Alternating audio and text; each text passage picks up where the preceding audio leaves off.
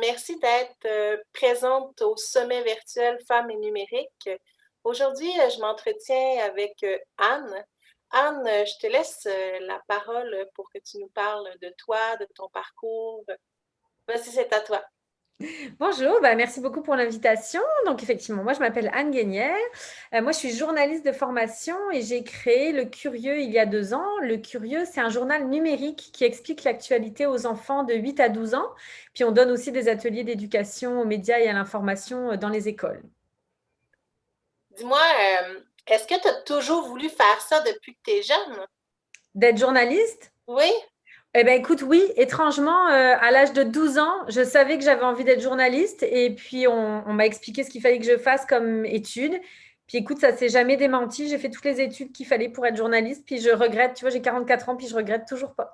Je pense que tu es un peu une globe-trotter, hein? Maintenant, tu es établie ici au Canada, mais avant, tu n'étais pas au Canada. Qu'est-ce que tu as fait comme parcours? Ouais, c'est ça. Moi, j'ai une famille globe-trotter, puis je pense que ça, il y a des gènes certainement, parce que oui, c'est ça. Moi, il y a 20 ans, j'ai quitté la France il y a 20 ans. Je suis partie travailler pendant 1 an et demi en Tanzanie, donc en Afrique de l'Est, où j'étais journaliste indépendante. Puis après, je suis repartie en Océanie, donc dans le Pacifique Sud, en Nouvelle-Calédonie, une petite île française paradisiaque, où j'ai travaillé aussi comme journaliste là-bas. Et puis ensuite, écoute, on est venu au Québec, mais parce qu'on avait envie de voyager, il n'y avait pas vraiment de raison.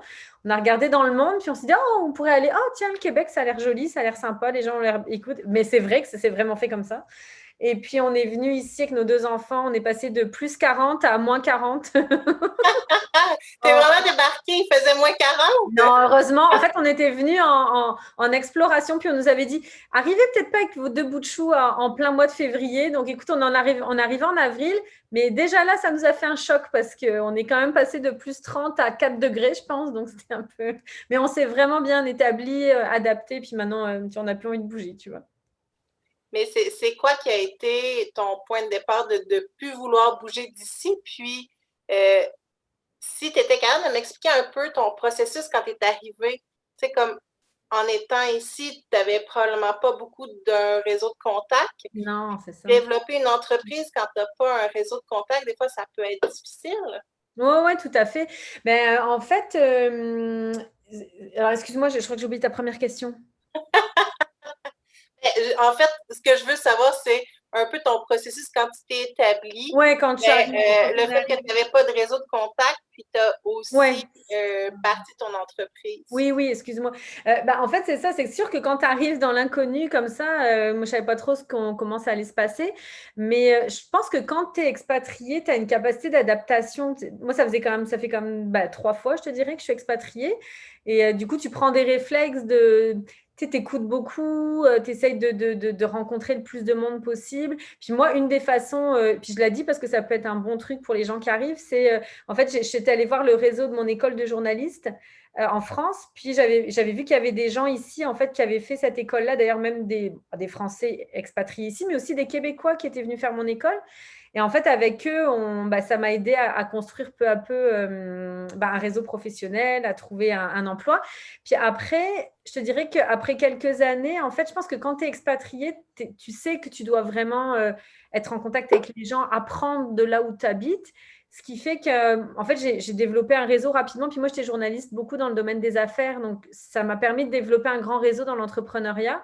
Ce qui fait que je pense qu'il y avait un signe. À un moment donné, j'ai basculé dans l'entrepreneuriat. Mais tu vois, j'avais quand même déjà quelques contacts. Puis ici, je trouve que l'écosystème de soutien à l'entrepreneuriat est tellement immense, puis super bien fait que je trouve que même sans contact dans le domaine au départ, tu peux quand même te créer un réseau, apprendre. Donc, non, c'est vraiment. C'est ça. J'ai pas trouvé ça si compliqué, puis je suis pas sûre que j'aurais été entrepreneur ailleurs, tu vois. Ah non? Non, je suis pas certaine qu'en France, si tu veux, oui, c'est plus compliqué, clairement, même au niveau administratif, mais c'est pas Oui. juste ça. Je pense que c'est pas le mindset est pas le même. T'es pas forcément. En tout cas, la culture de l'échec est pas. Enfin, l'échec a pas le même sens. On donne pas forcément autant confiance aux gens que je trouve au Québec où il y a beaucoup de le système et fait vraiment pour nous encourager, pour nous donner confiance, pour dire bah écoute, si tu te trompes, c'est pas grave, tu apprendre à autre chose. Enfin, ce qui fait que ça donne comme plus le courage de se lancer puis de se dire, ah ben oui, peut-être que moi aussi je peux le faire. Donc non, franchement, je ne suis pas certaine que je l'aurais fait ailleurs. OK, c'est intéressant. Ouais. Est-ce que tu peux peut-être expliquer à toutes celles qui écoutent, c'est quoi ton travail en tant que journaliste, mais aussi celui du curieux, en fait, parce que c'est une belle mission que tu t'es donnée, puis je trouve que euh, c'est de moins en moins, on veut mettre ça, plutôt, je dirais plus, de plus en plus, et non de moins en moins, de plus en plus, on va être positif, de plus en plus, on veut mettre la lumière là-dessus, puis j'aimerais vraiment ça que tu nous parles de cette vocation-là là, que tu as fait avec le curieux. Ah, merci. Ben, oui, c'est ça. Ben, moi, donc, si tu veux, moi, je suis journaliste depuis 20 ans. J'ai toujours adoré ce métier. Puis j'ai aimé le côté, tu sais, de pouvoir diffuser de l'information pour développer l'esprit critique des gens. C'est-à-dire qu'en fait, en leur donnant de l'information, après, c'est eux qui se font leur propre idée, mais au moins avec des faits fiables. Et donc, moi, j'étais très heureuse d'être journaliste ici pendant 8 ans. Ça m'a appris d'ailleurs même à, justement, tu sais, à découvrir le Québec, les Québécois, comprendre, tu sais, où j'habitais. Tu sais, j'écoutais beaucoup, beaucoup, beaucoup de monde. J'ai interviewé des centaines de personnes, des centaines d'entrepreneurs notamment. Je trouvais ça passionnant. Puis à un moment donné, bah, c'est sûr que moi, c'est le choc de l'attentat à Charlie Hebdo en France en 2015. Là, c'est vrai que moi, j'avoue qu'en tant que maman, en tant que femme, en tant que journaliste, en tant que citoyenne, ça m'a mis par terre cet événement-là. Puis c'est comme si ça avait déclenché quelque chose de dire non, il faut éduquer les enfants à la liberté d'expression, c'est pas possible autrement. Puis je trouvais que ici, il n'y avait pas forcément de médias en tout cas pas beaucoup, qui s'adressaient directement aux enfants. Tu sais, on s'adresse beaucoup aux adultes, puis c'est comme si les enfants, ils n'étaient pas capables de comprendre. Mais tu sais, moi, je le voyais, moi, j'avais des enfants de cet âge-là, à ce moment-là, ils comprenaient tout du moment que tu leur expliquais avec les bons mots. Puis du coup, je me suis dit, ah, ça me tentait vraiment beaucoup de me lancer dans cette mission-là. En plus, je trouve qu'avec les technologies, je travaillais à la presse au moment où ils ont lancé la Presse Plus. Puis je voyais tout ce qu'on pouvait faire avec une application, avec la technologie. Tu sais, n'as plus le côté coup d'impression. Là, avec la technologie, on peut être un peu interactif, on peut être plus ludique, on peut être vraiment... Enfin, moi, je trouvais que c'était un super beau médium pour parler d'actualité. Donc, c'est ça. Du coup, mon métier, c'est vraiment aujourd'hui de vulgariser l'information. Et ce que j'aime, c'est qu'on le fait avec des journalistes, mais en fait, on le fait aussi en complémentarité avec des graphistes. Le curieux, c'est pas juste des textes journalistiques, c'est aussi toute une illustration, une mise en page qui est faite par des graphistes talentueux qui permettent, oui, de rendre le contenu attrayant, mais aussi de visualiser les informations complexes, tu vois, de les vulgariser. Et ça, moi, j'aime beaucoup d'être au carrefour de ces deux compétences-là. Et donc, on s'éclate semaine après semaine, puis mois après mois, à expliquer tous les grands enjeux de notre société aux enfants. Puis on a des super témoignages. Encore aujourd'hui, là, une petite fille, on a parlé de ce qui se passait aux États-Unis là, après l'élection. Et une petite fille nous a écrit pour nous dire oh, c'est vrai qu'on ne comprend pas toujours tout, alors merci beaucoup, grâce à vous, j'ai l'impression de mieux comprendre. Ça peut pas être, on ne peut pas avoir meilleure récompense que ce genre de témoignage-là. Non, en effet, ça montre vraiment l'impact que tu as dans la vie des jeunes qui te lisent. Puis c'est parfait parce que c'est vraiment ça qu'il faut d'avoir un retour de. Quand tu fais un projet comme celui-là, d'avoir un retour vraiment comme ça, c'est parfait là, Ah oui, c'est ça te parfait. permet d'avancer puis de Oui, moduler ça ta encourage. façon de faire. Ouais. Ça encourage exactement. Puis nous, on a des abonnements qui sont vendus dans les écoles. Puis on voit les enseignants, pareil, souvent qui nous en parlent en disant, bah, tu sais, on a pu débattre en classe grâce aux outils du curieux et tout ça. Donc on est vraiment content parce que nous, ce qu'on veut, c'est informer. Puis derrière, il se passe des choses, c'est qu'il y ait des débats avec les adultes, les jeunes apprennent à défendre leur point de vue, mais à respecter les autres aussi. C'est comme plein d'activités pédagogiques qui peuvent être liées à ça. Puis donc non, on est vraiment heureux de faire ça. Là. C'est une vraie passion. Puis on sent qu'on a un impact sur notre communauté. Puis ça, c'est vraiment valorisant. Puis ça encourage dans les moments difficiles de l'entrepreneuriat. Oui, parce qu'il y en a des moments difficiles en entrepreneuriat. Oui. Est-ce que ça te tente de m'en parler d'un que tu as vécu?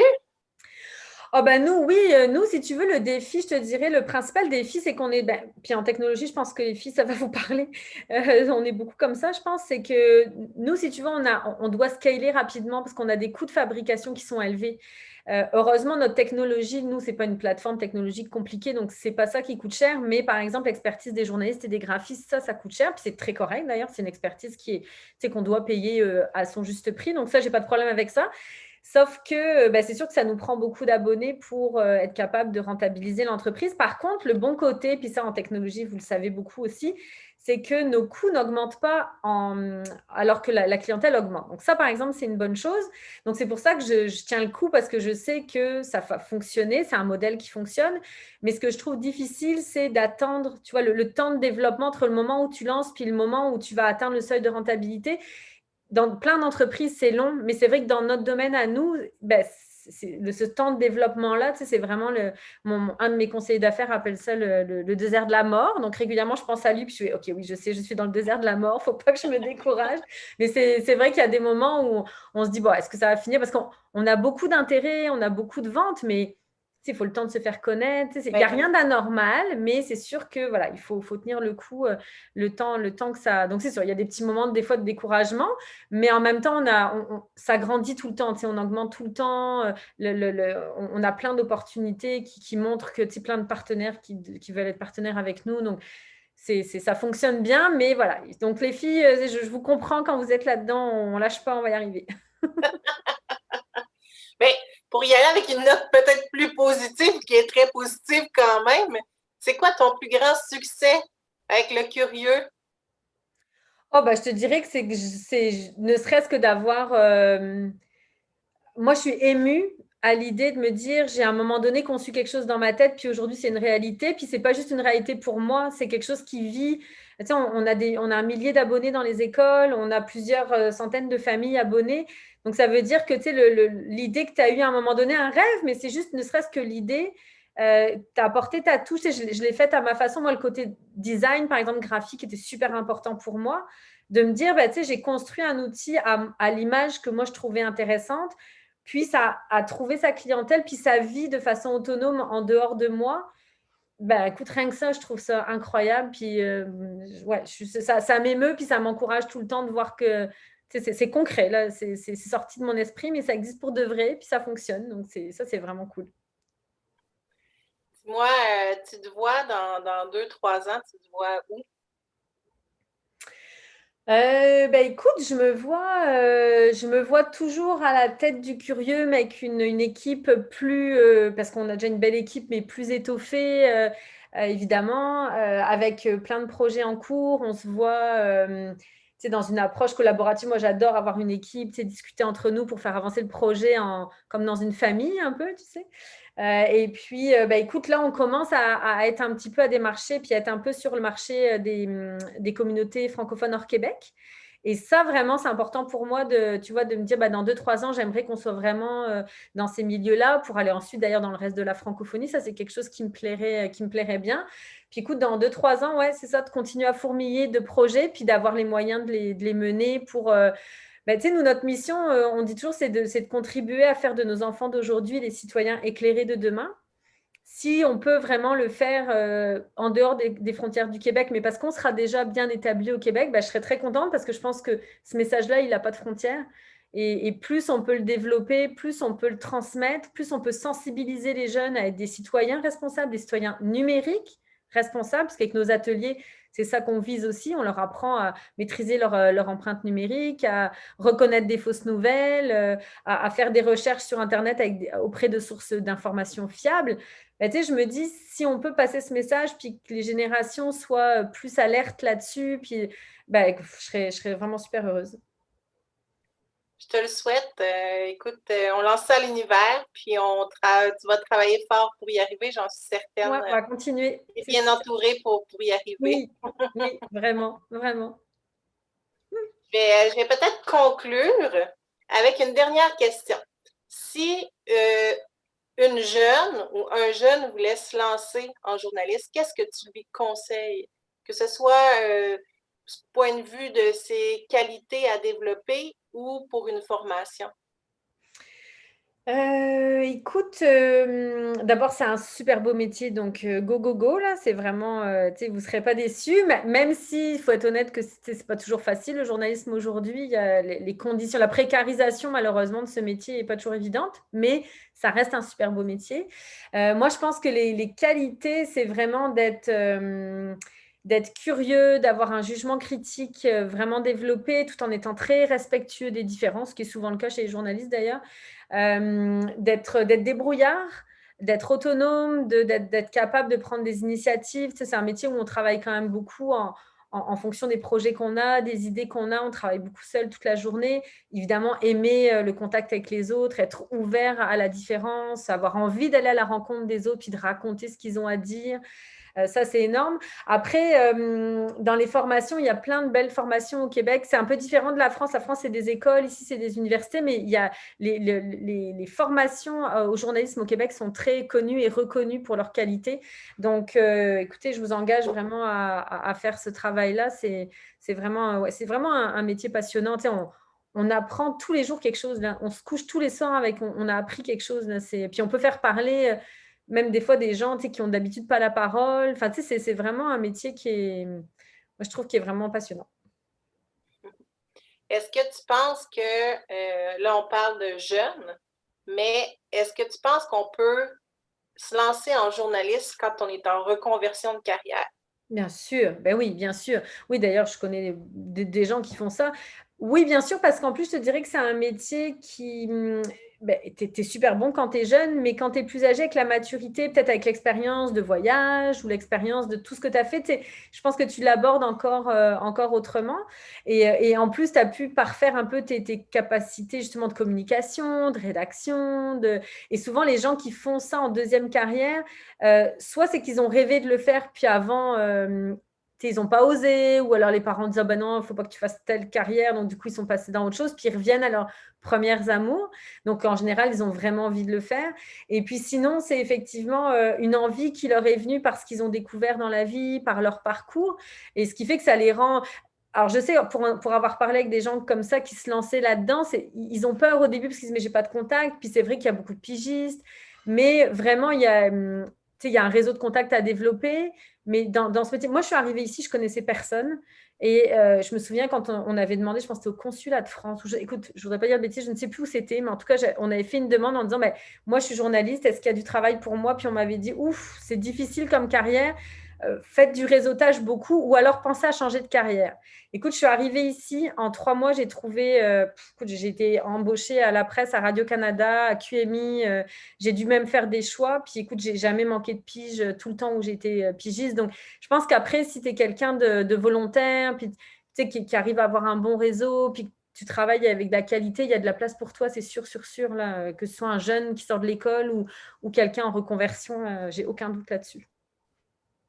Merci Anne pour tous ces échanges-là. Est-ce que tu veux avoir un dernier mot de la fin, peut-être lancer quelque chose aux gens qui nous écoutent présentement? Mais oui, surtout dans ce contexte Covid, là, de dire vous laissez pas abattre par ça. Et puis, un peu comme tu me le disais avant qu'on enregistre, je pense qu'aujourd'hui, déjà le mois de novembre n'est pas toujours très, très facile avec enfin, comment dire, le temps et tout ça. Mais avec la Covid, évidemment, ça en rajoute. Mais je pense que ce que tu disais, c'était vraiment vrai. Je suis d'accord avec toi, le fait d'avoir des projets.